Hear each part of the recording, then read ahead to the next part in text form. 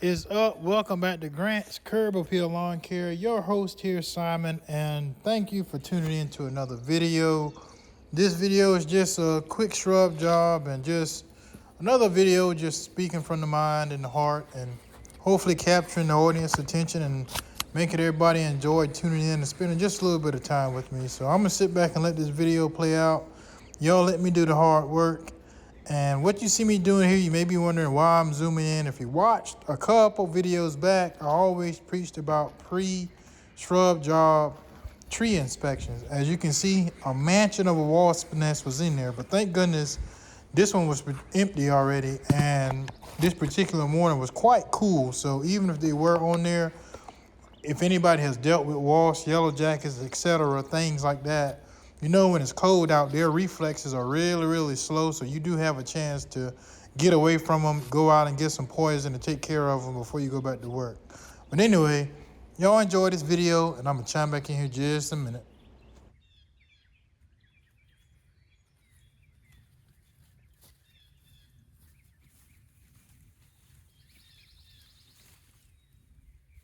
So I know this is a lawn care channel. That's pretty self-explanatory, but the thing about me, I like to talk about a variety of different things just to intermix with the audience a little more, and that's just my way of trying to hopefully gain more attention to the channel and engage more with, the viewers. But one thing that I've been thinking about lately is how have you all been adapting to just for food for thought is how are you adapting to if your town was once a little small town, you kind of knew everybody, in hindsight, pretty much everybody knew what everybody was doing type of deal, where you work, where you stay, X, Y, Z.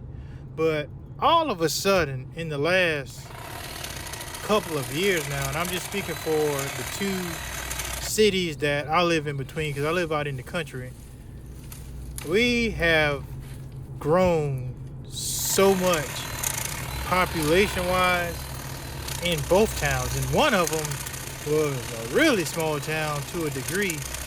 And every time you make a trip, there's a new patch of woods with the trees removed, a street sign erected, and here comes houses.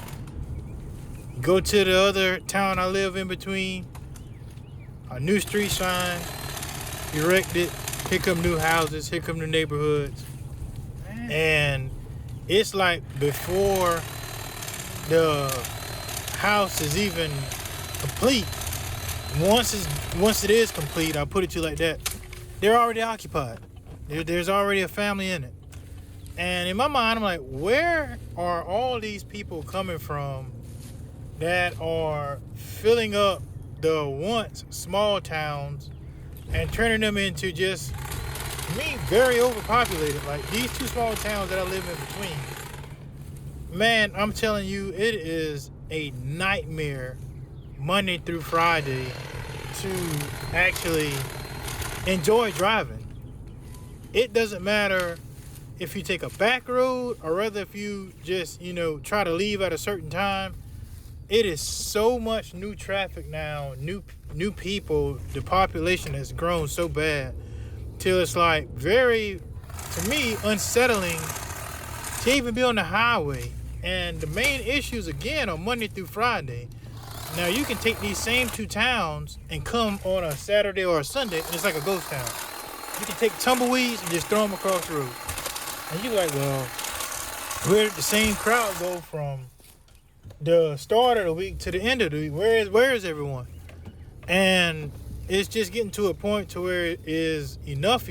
I know there was a article that came out in the news in my area that was stating that they were about to probably put a pause on a lot of the newer contracts for these residential developments and apartments and etc., just because of kind of outgrowing the resources, your fire, your EMS, your sanitation department, everything.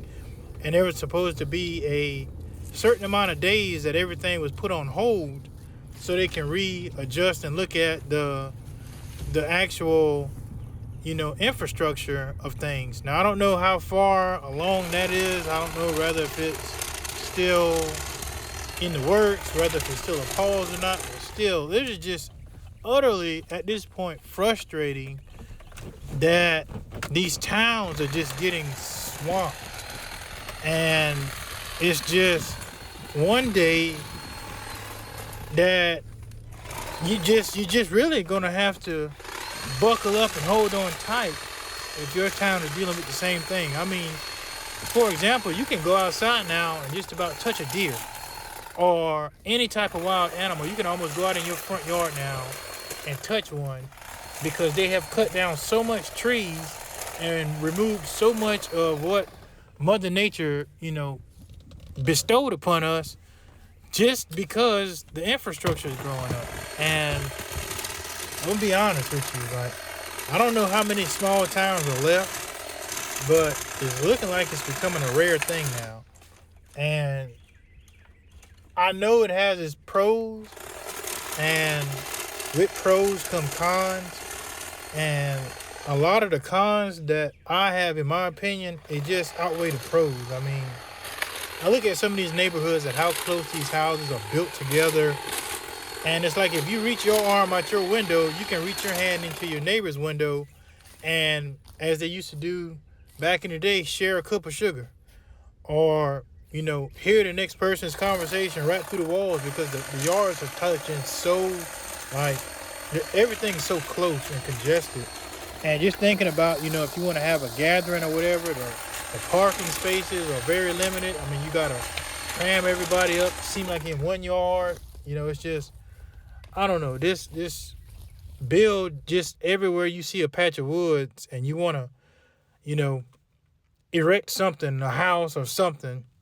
It's just kind of at a burnout with me. And I'm pretty sure I'm not the only one going through that. I mean, you can drive through a area literally 1 week and go back the next week and boom, there's a tractor out there that's ready to cut the trees. A few weeks after that, they're clearing up the land. A few weeks after that, you see in your newspaper, on the news, this town has been approved for another neighborhood for however many houses or whatever they're going to put in there.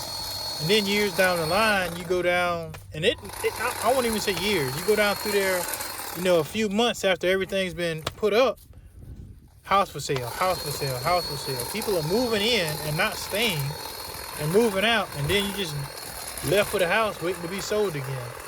And if you, like I said, again, referring to the news, a lot of these houses that they building like directly up, seem like they put them up overnight. They're not in the best built quality. I can put it to you from a lot of opinions that you've seen on the news. A lot of shortcuts are being taken, etc. But anyway, long story short, what are you seeing in your neighborhood or in your town, in your area that is just kind of like making you get an eerie feeling? I mean, you've grown up there, you lived there all your life, and all of a sudden it seems like they're taking away everything that you've been used to, the normal, and what they're doing is not really even a progress. It's more so like becoming a hindrance in your area. Leave that in the comments. Let me know what you're experiencing around your neighborhoods, around your towns, whether if you already live in a big city and you're used to it, or you live out in the rural area like I do, and it just seems like, you're being so overpopulated and encroached on by a lot of, infrastructure just coming in the area. So leave that feedback in the comments. Let me know what you all think about it, how you feel, and your opinions. And this can be a place where you can express your frustrations if you feel similar to how I feel. So leave it in the comments.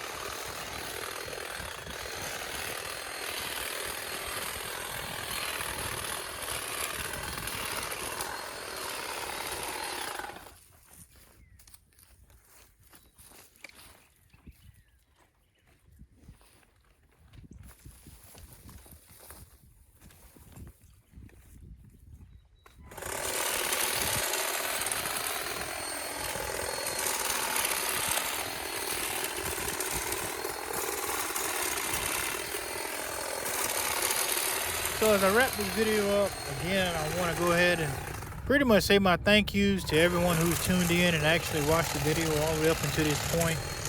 And for those of you who are slowly making your way to the channel and actually subscribing and showing love, I totally appreciate all of those gestures, and it doesn't go unnoticed. I try to, when I get the best opportunity, to reply to my comments. I know sometimes I'm slow at replying, and a lot of times I just really don't even log into the actual YouTube studio to read or see what's in there, because once I'm wide open and I'm busy and I'm solo, sometimes that just, as I've said, falls on the back burner. But for those who've been finding it not a crime to actually join the channel, hey, I appreciate you. And I'll end off on this. I've been, again, seeing a lot of channels stating some of the same things that I've been stating. There's but so many different ways to bring entertainment or engagement to your channel. I mean, like one guy I heard on a video was asked, did he quit his YouTube channel, and what's been going on. And some of the key points I took away from his video was he's not sure whether if he's bringing anything entertaining.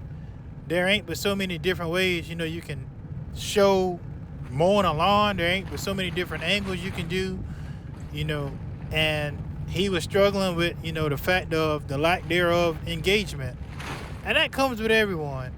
And I'll end the video by saying this. At this point, I'm going to just, as one of my supervisors say, I'm just going to eat the elephant one bite at a time and just let my channel do its thing. I'm not going to force feed or, try to be something that I'm not, just to actually gain the viewers or the following, whatever you want to call it. I'm just going to be myself and let my channel do and speak what it's worth to those who enjoy it. So this will probably be the last time I speak on it.